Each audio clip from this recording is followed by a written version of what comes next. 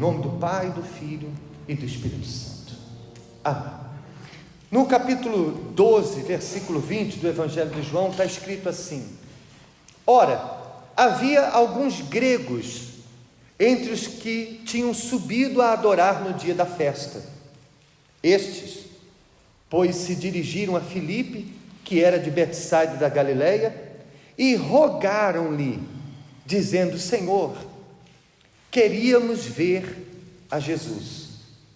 Filipe foi dizê-lo a André, e então André e Filipe disseram a Jesus. Então Jesus lhe respondeu dizendo: é chegado a hora em que o Filho do Homem há de ser glorificado. Amém? Então o Senhor Jesus estava com seus discípulos e com alguns dos seus seguidores, quando alguns gregos foram até lá, interessados em conhecer Jesus. Esses gregos, com certeza, já tinham ouvido falar de Jesus, por isso tinham muitas informações de quem Jesus era, tinham informações dos milagres que Jesus fazia, mas eles queriam mais do que informações, eles queriam conhecer Jesus, eles queriam saber quem era esse Jesus. Então foi aí que, quando Jesus soube que estavam ali algumas pessoas que queriam conhecê-lo, foi aí então que Jesus surpreendeu a todos, dizendo esta frase: é chegada a hora em que o Filho do Homem há de ser glorificado. Os discípulos se surpreenderam, porque eles já tinham visto Jesus fazer coisas gloriosas, milagres extraordinários, e nunca tinham visto Jesus comemorar da maneira como ele comemorou quando ele soube que alguém queria conhecê-lo. Ele não falou que era a hora dele ser glorificado quando ressuscitou Lázaro. Ele não disse que era a hora dele ser glorificado quando ele multiplicou os pães e peixes, quando ele transformou água em vinho. Ele não ficou tão feliz, ele não sentiu-se glorificado como ele se sentiu quando ele soube que aquelas pessoas queriam conhecê-lo. E não mudou. Os anos se passaram e até agora, até hoje, o que mais faz Deus se sentir glorificado, o que mais agrada a Deus, o Senhor Jesus, é ver pessoas que querem conhecê-lo. Não tenha dúvida que Deus tem prazer em curar quem está doente. Não tenha dúvida de que Deus tem o prazer de libertar os oprimidos pelos demônios, de transformar o casamento, restaurar uma família destruída. É claro que Deus tem prazer em fazer isso, mas o maior prazer de Deus é que aqueles que o buscam o conheçam e não apenas tenham informações acerca dele. Porque o que a maioria das pessoas, infelizmente, tem nos dias de hoje são informações. Principalmente agora, nessa altura em que há de tudo na internet, principalmente agora onde o acesso às informações bíblicas estão ali à disposição de todos. Então, o que há de pessoas que conhecem a Bíblia de capa a capa, o que há de pessoas que estão há anos na igreja, cheias de informações, elas são capazes de chegar aqui no púlpito e explicar com todas as letras quem é Deus, como Ele age, o que Ele faz, como Ele trabalha, mas que não tem uma experiência nenhuma sequer com Deus. Tudo que ela tem são apenas informações. Ela teve até experiências com o poder de Deus, quando foi curada, quando foi liberta, quando viu um milagre na vida financeira. Mas uma coisa é você conhecer o poder de Deus, outra coisa é você conhecer o próprio Deus. Os gregos já tinham talvez até visto milagres acontecendo, mas agora eles queriam conhecer o autor daqueles milagres. Amém, pessoal? E é exatamente isso que o Espírito Santo tem mostrado nesses dias. Mostrado que Ele não quer apenas abençoar a sua vida, Ele quer fazer de você a própria bênção, quando você ter o próprio Deus dentro de você. Aí você não vai ter apenas as bênçãos dele, mas você vai ter a experiência de ter o próprio Deus dentro de si. Amém? Então Jesus, ele comemorou, ele disse: agora chegou a hora do Filho do Homem ser glorificado. Aí ele diz no versículo 24: na verdade vos digo, que se o grão de trigo caindo na terra não morrer, fica ele só, mas se morrer, dá muito fruto. Então, olhe para mim, por favor. Como a maioria daquelas pessoas que estavam ali diante de Jesus eram pessoas que viviam no campo, estavam habituados com a linguagem do campo, Jesus usou a própria linguagem deles para explicar o que estava acontecendo com aqueles gregos e o que era preciso acontecer com eles também.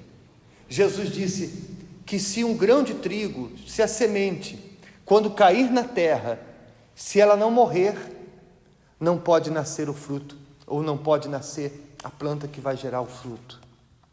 Qualquer semente que você jogar na terra, antes de nascer, primeiro ela vai o quê? Morrer. Ela morre, aquela semente morre para nascer uma árvore que vai produzir muitas outras sementes, muitos frutos. E é exatamente isso que é necessário acontecer para que alguém possa nascer de novo. Para que ela possa nascer de Deus, ter essa experiência de conhecê-lo, é preciso primeiro que ela venha morrer para este mundo, morrer para suas vontades. Foi o que aconteceu com aqueles gregos. Os gregos, principalmente aqui nessa época, eram considerados a nata da sociedade, eram os intelectuais daquela época. Você pode ver que até hoje se falam de muitos gregos daquela altura, como Sócrates, como Aristóteles e tantos outros, Pitágoras, gregos que eram considerados pessoas intelectuais, filósofos. Então eram pessoas da mais alta sociedade, respeitadíssimas pela sua capacidade intelectual. E o que esses gregos que foram ver Jesus fizeram? Eles desceram do salto alto. Eles abriram mão da sua capacidade intelectual, abriram mão da sua aparência para vir a um judeu. Olha para mim, por favor. Para vir a um judeu e pedir um favor. Porque se os gregos eram a nata da sociedade, os judeus eram considerados a escória da sociedade. Era a classe mais desprezada naquela altura. Então, para um grego chegar a um judeu e pedir, como está escrito, rogaram, por favor, nós queremos conhecer Jesus. Eles abriram mão, eles fizeram morrer o orgulho, fizeram morrer a vaidade, fizeram morrer os preconceitos, porque assim como hoje quem segue a Jesus é desprezado, é tido como pessoas que não têm capacidade intelectual, dizem que as pessoas que seguem Jesus são vítimas de lavagem cerebral, são consideradas pessoas que não pensam. Naquela altura não era diferente. E eles queriam tanto conhecer Jesus, que eles não se importaram com o que iriam falar deles, com o que iriam pensar deles. Eles só queriam uma coisa: nós queremos conhecer esse Jesus. Amém? E às vezes há pessoas que chegam na igreja, que às vezes, desculpa a expressão, às vezes não tem onde cair duro, mas não desce do salto alto. Há pessoas que vêm para a igreja no fundo do poço, mas quando chega aqui na igreja, querem ser a dona da razão, e falam: olha, eu penso que não é assim, eu acho que não é desse jeito, acham defeitos em tudo, e não descem do salto alto, não fazem morrer aquele orgulho, não fazem morrer aquele preconceito que tem dentro deles. Então por isso não nasce de novo. Amém? Porque para nascer de novo, Jesus disse, é preciso morrer primeiro. Então a pessoa tem que fazer morrer os desejos carnais, fazer morrer o apego material, fazer morrer a malícia, fazer morrer os maus olhos, o mau feitio, fazer morrer tudo que não agrada, tudo que não vem de Deus, para poder nascer as coisas que agradam a Deus dentro dela. Amém, pessoal? Você não pode ter duas pessoas dentro de você. Você primeiro precisa morrer quem você é, para ser uma outra pessoa. E ele disse que se o grão de trigo caindo na terra não morrer, fica ele só, mas se morrer, dá muito fruto. Quem ama a sua vida, perdê-la-á. E quem neste mundo odeia a sua vida, guardá-la-á para a vida eterna. Aí ele encerra, Jesus encerra o assunto falando, e quem ama a sua vida aqui neste mundo, não vai ter vida eterna. Porque quando a pessoa ama a vida neste mundo, ou seja, ela ama aquelas saídas noturnas, ela ama estar com os amigos incrédulos e falar das coisas carnais, ela ama viver como vivem os incrédulos, o mundo a atrai, ela ama o colorido do mundo, ela ama as fascinações do mundo, ela ama, ela gosta, ela sente atraída e sente prazer nas coisas do mundo. Então quem ama as coisas do mundo não vai ter as coisas de Deus. Quem ama a sua vida neste mundo não vai ter a vida eterna com quem? Com Deus. E ele diz, quem neste mundo odeia, aqueles que odeiam a sua vida neste mundo, é que guarda-la para a vida eterna. Ou seja, só aquelas pessoas que odeiam a sua vida neste mundo, que odeiam as coisas deste mundo, é que poderão ter a vida eterna. A gente viu isso nos testemunhos que nós colocamos nesses dias, de pessoas que foram batizadas com o Espírito Santo, pessoas que chegaram na igreja dizendo, Senhor, se for para viver sendo quem eu sou, eu prefiro que o Senhor me mate, eu prefiro que o Senhor me leve, porque eu tenho nojo da pessoa que eu sou, eu tenho nojo desse homem que eu sou. Na frente das pessoas eu sou uma coisa, mas só o Senhor sabe quem eu sou quando estou sozinho. Eu tenho nojo de ser essa pessoa que na igreja eu sou uma coisa, lá fora eu sou outra. Eu tenho nojo de falar que sou de Deus e ter um comportamento pior do que aqueles que não vêm na igreja. Então essas pessoas, elas tiveram nojo, elas tiveram ódio da vida que elas tinham neste mundo, e foi por conta disso que elas então receberam de Deus uma vida nova. Deus olha para ela e diz assim, então minha filha, meu filho, você não quer mais essa vida que você está vivendo? Eu vou te dar uma vida nova. Mas enquanto a pessoa ama aquela vida que ela vive, então Deus não pode dar uma outra vida. Percebe sim ou não? O que é que está em você que ainda você não fez morrer?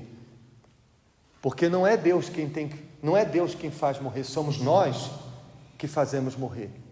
Ele faz nascer uma nova criatura, mas quem faz morrer a velha somos nós. O primeiro passo é sempre de quem? É sempre nosso. Então quando eu faço a minha parte, fazendo morrer a velha natureza, eu tenho um feitio, eu vou fazer morrer esse feitio. Eu tenho um hábito mundano, eu vou fazer morrer este hábito. Eu tenho um comportamento mundano, eu vou fazer morrer este comportamento. Eu tenho amizades que me influenciam de forma negativa, de forma mundana, eu vou fazer morrer essa amizade. Eu prefiro ser amigo de Deus do que ser amigo do mundo. Então quando a pessoa faz morrer tudo que é deste mundo, aí Deus faz nascer a nova criatura. O que é que você que ainda não nasceu, o que é que falta você fazer morrer? E você que já nasceu de Deus, o que é que um dia você fez morrer e que hoje você está deixando nascer de novo? O que é que um dia você, antes de conhecer a Deus, antes de ser batizado com o Espírito Santo, você fez morrer, mas no longo desses anos, aos pouquinhos você está deixando nascer de novo hábitos, costumes, pensamentos, sentimentos que um dia lá atrás você fez morrer. Amém? O que é que neste mundo você ainda ama deste mundo que você já devia odiar? O que é que você tem nesta vida que não agrada a Deus, que você ama fazer e que já era para você estar odiando neste mundo? Por favor, encurve o seu rosto aí onde você está, sentado mesmo. Por favor, feche os seus olhos. Meu Pai querido amado, o Senhor conhecia o coração daqueles gregos.